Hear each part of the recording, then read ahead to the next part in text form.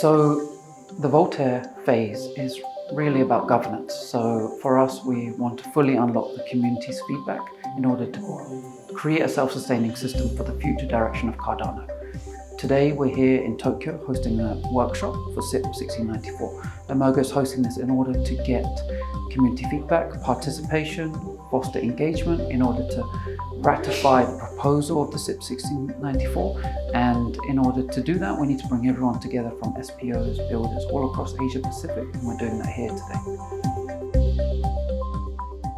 The Cardano community has always been the primary driver in where the future of Cardano goes. It's a very passionate community.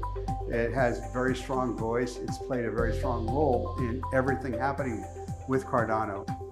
So I think effective in terms of governance needs to be representative, it needs to be inclusive, and it needs to be timely.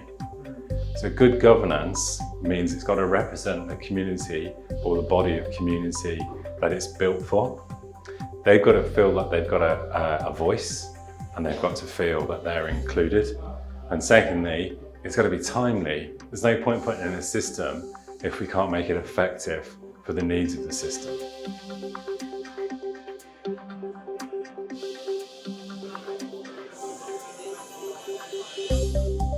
我々の目指すべき方向性っていうのは、やはり多くの方々がですね、このカルダノエコシステムに参加し、自己成長そして自己増殖していくようなエコシステムを構築していかなければなりません。その上でやはり多くの方々が自ら入っていただけるようなそういうそのインセンティブの設計であったり、しっかりとしたガバナンスのルールっていうものを定めた上で、社会実装していくことが重要なんじゃないかなというふうに思っています。So, one of the questions that we have is why is community participation so important for Voltaire? And democratic consent is one of the key pillars to Voltaire, and it's all about empowering individuals so they're able to have a say on the future of Cardano and where the chain goes. There was a concept that we developed during the very first 1694 workshop in Colorado called Minimum Viable Governance.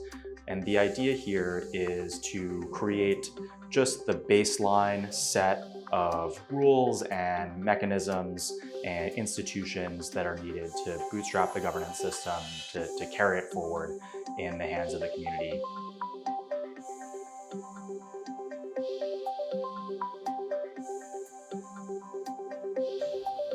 So a lot of blockchains have been facing this challenge to make the blockchain more decentralized. That's the beauty of blockchain.